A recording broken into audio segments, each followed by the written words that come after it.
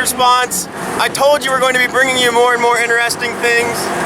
Currently coming to you from the back of a 1965 Seagrave engine that we have here.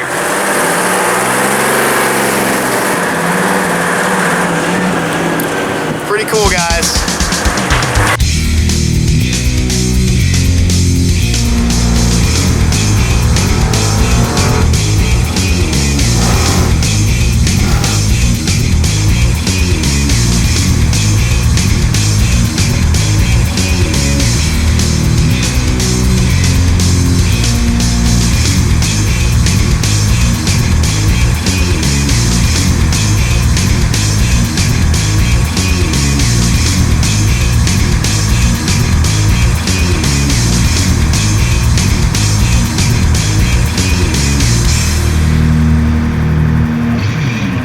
Hey everybody, JC here with 911 Rapid Response. Just going to show you something that you're going to get the opportunity to see tomorrow at our grand opening event. This is a 1965 Seagrave.